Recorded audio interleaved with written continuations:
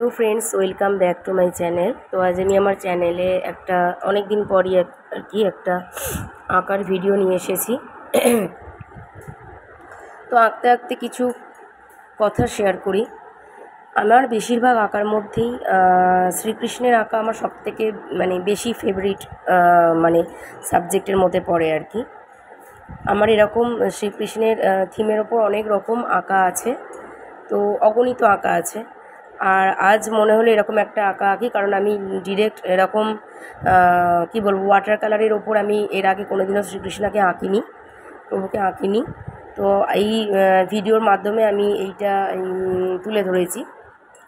তো কতটা পারফেক্ট করতে পেরেছি আমি জানি না, হয়তো পারফেক্ট হয়ওনি, খুব ভালো হয়নি, বাট আমি মন থেকে চেষ্টা করেছি আর কি। আমি যেটুকুনি পারি সেটাই চেষ্টা করেছি।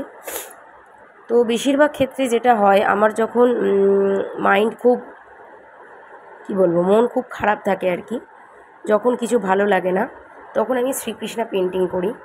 আজ বলে নয়, আগাগোড়াই।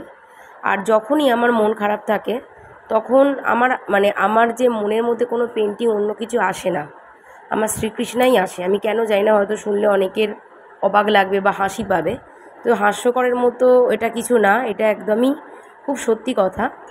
আর খুব ম্যাজিকের মতো এটা কাজ করে আমার ক্ষেত্রে আর কি।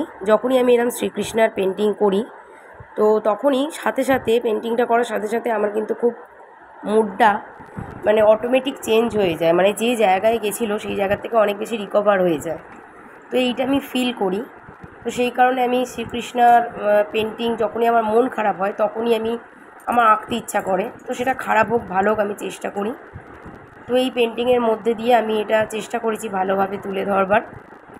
ভালো লেগে থাকলে চ্যানেলটা আমার সাবস্ক্রাইব করো, ভিডিওটা শেয়ার করো। আর পেন্টিংয়ের মধ্যে আমি থাকতে ভালোবাসি, আমি সব রকমই করি, বাট পেন্টিংটা আমার অন্যরকম একটা ভালোবাসার জায়গা, ভালো লাগার জায়গা। আমি আগাগোড়াই পেন্টিং করতে খুব ভালোবাসি। তো সেটা পারফেক্ট কতটা কী হলো সেটা দেখি না, তবে ভালোবাসি। বাই।